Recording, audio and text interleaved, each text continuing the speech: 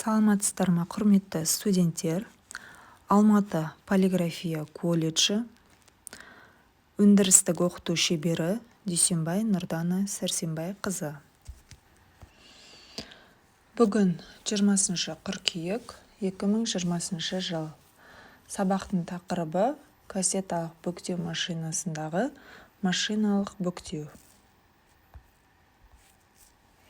Сабақтың мақсаты: студенттерді кассеталық бүктеу машинасымен таныстыру, кассеталы бүктеу машинасының технологиялық жұмысын түсіндіру, студенттерді ұқыптылыққа және тазалыққа үйрету.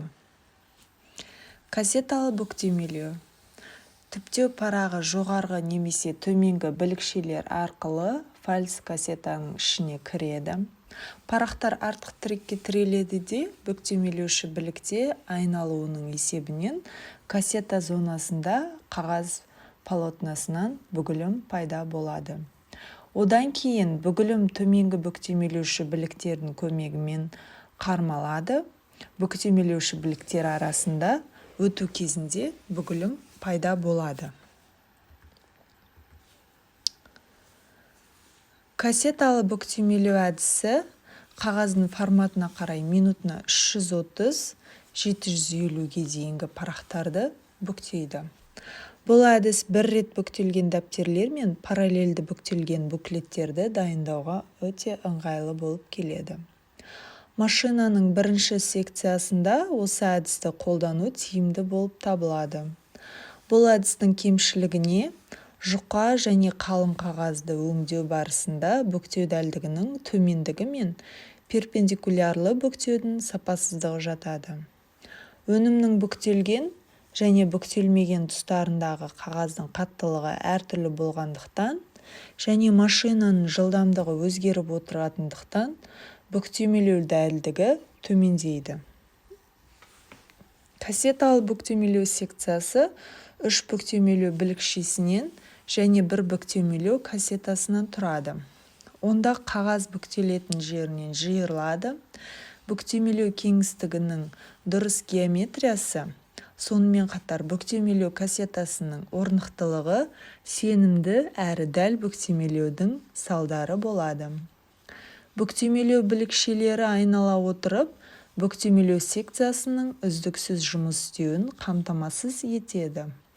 Бүктемелеу білікшелер арасындағы саңылауды тез арада реттеу үшін реттеуіш құрылғысы қолданылады.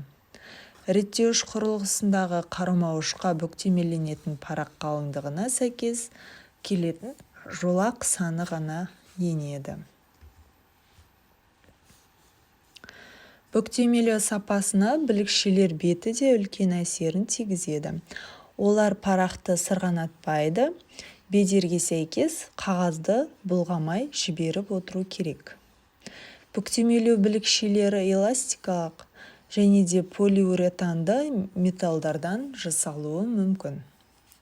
Осындай көп қабатты білікшелердің беті өздігінен тазаланып отырады. Бүктемелеу кезінде кассетаның тірегіне қағаздың шет жағынан қатты соғу салдарынан тақылдаған дыбыс шығады. Ол дыбысты толығымен жоюға болмайды, сондықтан кассеталық бүктемелеу құрылғылары шуылды жұтатын қаптамалармен жабдықталады. Бүктемелеу кассетасы бұл парақ тұратын тіректі беті минимал өзекті құрылым. Бүктемелеу кезінде бүгілімнің орнын қамтамасыз ететін кассета тірегі кассетаның ішінде жылжи алады. Бүгілетін жерде қағаздың жыртылуының пайда болуы қағаздың қасиетімен және қағазды беру жылдамдығымен анықталады. Сондықтан бүктемелеу машиналарын реттеу қағаз материалы мен өндірістік жылдамдыққа байланысты жүргізіледі. Кассеталық фальц аппараттардың мынадай белгілері бар. Бірінші, яғни өнімділігі жоғары болады. Екінші, бүктемелеудің дәлдік шегі жоғары емес. Үшінші, құрылымы қарапайым болып келеді. Кассеталық бүктемелеу машинасының артықшылықтарына Кез келген бүктемелеу секциясын бір уақытта қосу немесе ажырату арқылы бүктемеленетін парақтың көптеген әртүрлі нұсқасын алуға мүмкіншілік бар. Стандартты бүктеу сұлбасынан басқа арнайы бүктемелеуді орындауға да болады. Әдетте фальц аппараттарда бір-бірімен тізбектей 2-ден 8-ге дейін бүктемелеу құрылғылары қосылады. Арнайы машиналарда олардың саны одан да көп болуы мүмкін. Кассеталық фальц аппараттарда параллельді бүгілім жасауға болады. Келесі бүгілімдер бір-біріне параллель жасалынады. Кассеталық фальц аппараттар мына жағдайларда жұмыс істей алмайды. Қағаз өте жұқа болған кезде қағазды бүктей алмайды. Яғни 40 грамм метр квадраттан төмен қағаздарды бүктей алмайды. Екінші, қағаз өте қалың болған кезде бүктей алмайды. 120 грамм метр квадраттан жоғары қағаздарды бүктей алмайды. Үшінші, басу қағазының электростатикалық заряды жоғары болғанда жұмыс істей алмайды. Суретте кассеталы бүктеу аппаратында сұлбасы көрсетілген. Ең алдымен парақ жылжыту транспортерлары арқылы екі беру валігіне беріледі.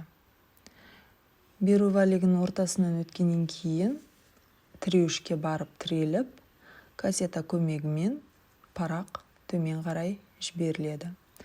Төмен жіберілген парақ бүктеу валігінің көмегімен бүктелініп өтеді. Бізде бүктеу валігі жылжымалы болып келеді. Серіппенің көмегімен орналасқан. Ол қағаздың қалыңдығына байланысты жылжып отырады. Және де бізде жоғарғы жақтағы жылжу беру валігі серіппенің көмегімен орналасқан. Ол да қағаздың қалыңдығына байланысты жоғары төмен жылжып отырады. Paper Folding Machine CFM 600 кассеталы бүктеу машинасы.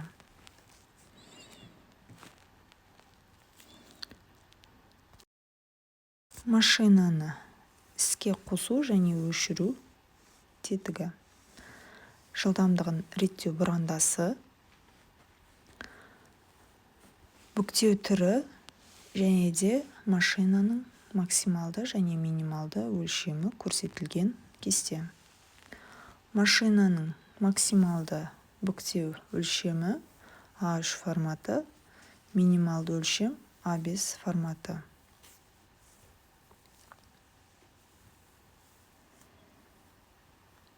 Ең алдымен бүктеу түрін және де керекті форматты таңдап аламыз.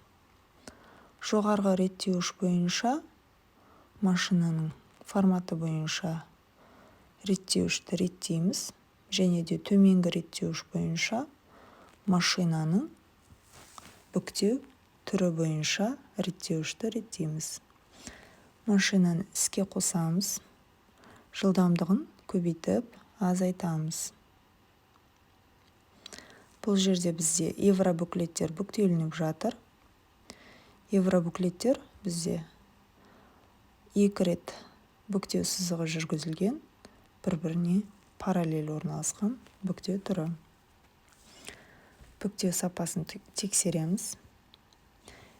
Келесі бүктеу түрін және де форматын келтіріп таңдап аламыз. Төменгі реттеуіш бойынша біз бүктеу түрін реттейміз. Машинаны іске қосамыз. Бұл жерде бізде кітапшалы бүктеу түрі. Кітапшалы бүктеу түрі, яғни бізде парақтың ортасынан бір бүгілім сызығы жүргізіледі. Бүктеудің сапасын тексереміз. Үйге тапсырма. Дәріс жазу, кассеталы бүктеу машинасы туралы қосымша мәлімет жинау.